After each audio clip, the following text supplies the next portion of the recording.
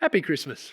I'm so glad you could join us at the end of a very long year. What a year, hey? At this time of the year, the lists of the year are published, like the list of the most commonly used words of 2020.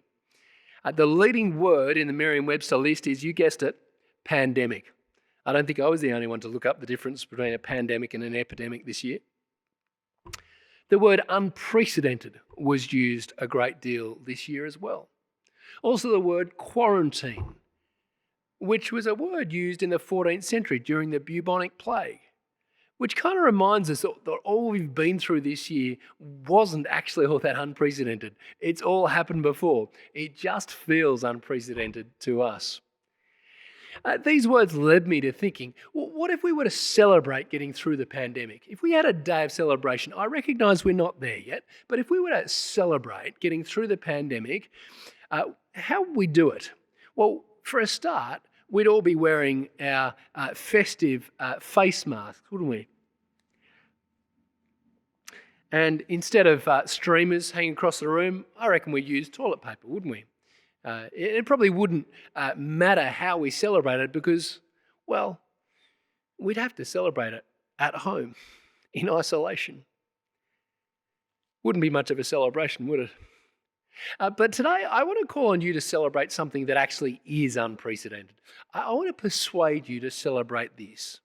Celebrate the unprecedented unmasking of God. Unlike the pandemic of 2020, this only ever happened once. In this extraordinary way, God's very own Son, Jesus, came into the world to unmask God so that God could be known. So today, I want us to spend some time seeing just how unprecedented and special this unmasking of God was. And I want to show you why and how we celebrate this unprecedented unmasking of God. The passage that Michael read for us was from the first chapter of the Gospel of John. There is a verse there that highlights the unprecedented unmasking of God. Let me show it to you. It's John 1, verse 14. It says this: "The Word became flesh and made his dwelling among us. We have seen his glory, the glory of the one and only Son, who came from the Father, full of grace and truth." Here is the unmasking of God. How does it happen? Well, the Word becomes flesh. The Word comes in such a way that God's glory is seen. Well, who is the Word? Well, the Word is later pointed to as God's Son, Jesus. The Word, as in the first verse of the Gospel of John, says this: "In the beginning was the Word, and the Word was with God, and the Word was God." He was with God in the beginning. Through him all things were made. Without him nothing was made that has been made. You could ask, wasn't God already known before Jesus came? What about the whole of the Old Testament? Well, Moses caught a glimpse. Others saw signs and angels, but nothing in the Old Testament comes close to meeting God in the flesh. See, when Jesus arrives, humanity gets to see the glory of God. When you meet Jesus, you meet God. God himself came into his creation so that he moves from being unknown to known. Or in this year's language, he moves from being masked to unmasked. I mean, masks have been a pain this year, haven't they? You're never really quite sure who you're looking at. I was on the station the other day and I thought I saw my friend Chandamar, but the figure was wearing a full face mask on. So I wasn't sure, I was pretty sure it was him, but I just wasn't 100%. I had to go and stand right next to him to work it out. See, masks obscure our sight. Masks also obscure sounds, don't they? I've spent more time than ever trying to work out what the muffled voice behind the mask is saying this year, trying to discern the expression on their face, never being sure whether the person behind the mask is happy or sad, laughing or crying. Knowing my humour, it's a close run thing, right? Masks make relationships trickier. But at Christmas, we celebrate the unprecedented unmasking of God. God took off his mask So we could hear his voice. We could now communicate with him with a closeness never thought possible before. But for every generation since the birth of Jesus, his arrival and life and death and resurrection is unprecedented. Nothing happened before this that comes close to measuring up. Nothing has happened since that comes close to measuring up to God's unprecedented unmasking in the arrival of Jesus. So that's the unprecedented unmasking of God. You might ask, well, Tom, great, but so what? What's so good about it? Why ought we celebrate this? What's the effect of this unprecedented unmasking of God? To those questions, I'd say this. Have a look at John 1:4. Speaking about Jesus, verse 4 says this: "In him was life, and that life was the light of all mankind. The light shines in the darkness, and the darkness has not overcome it." As God is unmasked, we have access to life. This life brings light to a dark place. COVID has been like a national health scare. You might have had a health scare, you find a lump in the wrong place, or something stops functioning in the way that it should, and the doctor orders you to go get a blood test. And so you say to the doctor, "Give me the worst case scenario." That's the health scare moment, isn't it? When you come face to face with the reality of what we're all trying to avoid even speaking about, the D word, death.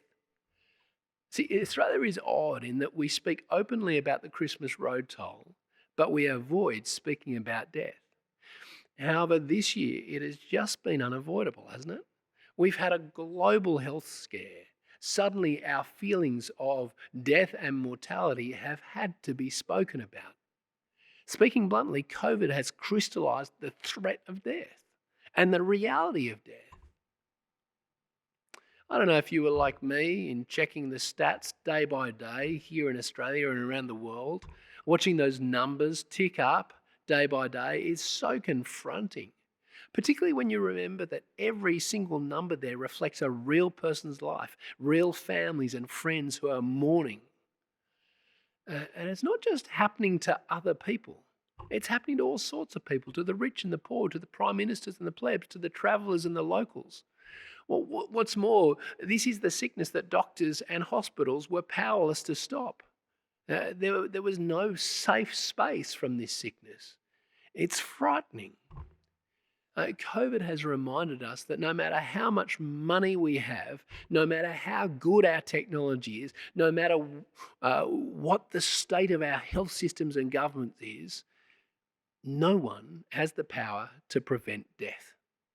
In our global health scare, we've realised that no one can outrun death. And it's not just COVID. We get to this stage every year and reflect on the Maradonas, the Kobes, the O'Connerys who've passed away. And they're, of course, joined by people who we're grieving the loss of, their loss that we feel at the empty chair at the Christmas table. And so here's the point. What makes this unprecedented unmasking of God so good is this: Jesus arrived to bring life. He lived the life that we couldn't live. He died the death that we deserved, and he was raised to new life, so he promises life after death for all who receive him as king. And that's why the life he brings is light in a dark place. Death could not hold him down. Death was not the end for Jesus. He was not characterized so much by his death, but by his life. And that his life offers you life. And just as the verse that you would recognize from John 3:16 says, "For God so loved the world that he gave his one and only Son, that whoever believes in him shall not perish, but have eternal life." The unprecedented unmasking of God deserves celebration, because with God's unmasking comes the unmasking of life. Death and darkness are no longer the end. With Jesus, life has come into the world. And that's why we sing joy to the world, because the Lord has come. With the Lord comes life. That's why the heaven and nature sing, because they recognize this light has come into a dark place. That's why we sing, let the earth receive her King. And of course, finally, that's how we celebrate. We celebrate by recognizing Jesus as King. Our passage at the start of John splits all people into two groups on this basis: those who receive Jesus as King, those who don't. Have a look at verse 9 of John 1. The true light that gives light to everyone was coming into the world. He was in the world, and though the world was made through him, the world did not recognize him. I've spoken about the arrival of Jesus as the unprecedented unmasking of God. I've spoken about why that's so important, that Jesus brings life and hope into the world's darkness. How do we celebrate? Well, we celebrate by recognizing God's King. But of course, there's sadness here. The sadness here is this: the King arrives in the world, and the typical response to him is to reject him as the authority over our lives. Some recognize him and the God he unmasks, and they celebrate his invitation to life, but many don't. Many don't accept Jesus as authoritative. You might be amongst them. Perhaps you've found it inconvenient. Perhaps you think it's unlikely. Perhaps you haven't had the time to sit down and read the invitation and respond. Whatever your reason, I want to invite you to hear more. Please come and hear some more about Jesus over the next 4 Sundays. We're going to go through a summary of God's invitation in Jesus. It's a series called Introducing God. You can watch it here on YouTube or come into church in person. But honestly, I would hate for you to miss out on this offer of life. In a time when we've recognized just how fragile our grip on life is, please would you come and hear some more? But of course, I know that many of you have celebrated the unmasking of God by accepting Jesus' authority over your life. Verse 12 is about you this Christmas. Verse 12, yet to all who did receive him, to those who believed in his name, he gave the right to become children of God.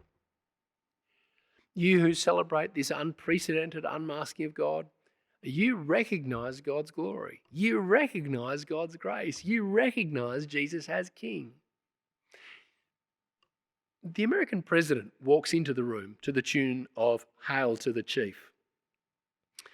But of course, American presidents are here one day or 1 year and gone the next. But King Jesus rules into eternity. And as we sing in the last 3 lines of Hark the Herald Angels Sing, this is what we sing: light and life to all he brings. Hail the Son of Righteousness. Hail the heaven-born Prince of Peace. When God is unmasked in this most unprecedented of ways, you celebrate by accepting his invitation. And when you accept this invitation of Jesus, you are becoming God's child. His light has become your light. The world's darkness is no longer your darkness, because there's hope. Because his life is your life. His family is your family. His Father is your Father. A friend of mine was reading about this stuff in Wuhan way back in January this year. And he started talking about it. In fact, he was talking about it to anyone who would listen. I don't know why. He kind of said this, I don't know why, but I think this is going to be big. He said in February, I was still very much in denial in February, even in March, but in February he was saying, schools are going to close down. Churches are going to close down. He was saying this consistently to anyone who would listen, and he was saying, this is something we're going to tell our grandchildren about. And you know what? It turns out he was right. He was proved right in time. Now, his wife, Donna, said to him, so Ed, you saw this coming, right? And Ed was smugly smiling. He said, yeah, I did. Why then, Donna asked, did you leave our superannuation in the volatile stock market? Ed went quiet. See, his response to something seemingly unprecedented was probably not as comprehensive as he'd hoped. Friends, we've lived through something that has felt unprecedented.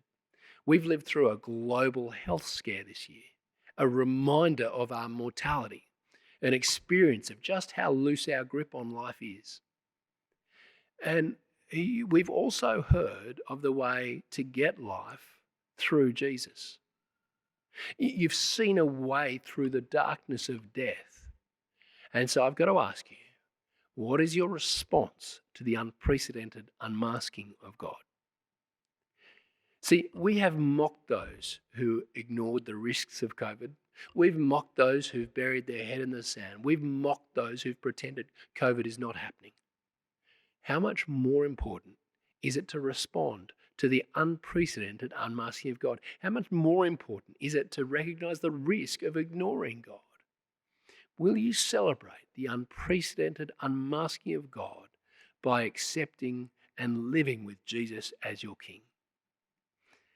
Please join us over the next 4 Sundays to learn more of God's invitation. I'm so glad that many here have celebrated the unprecedented unmasking of God by accepting his invitation through Jesus, joining his family, sharing his life, celebrating this light in the darkness. And so now, together, we sing light and life to all he brings. Hail the Son of Righteousness.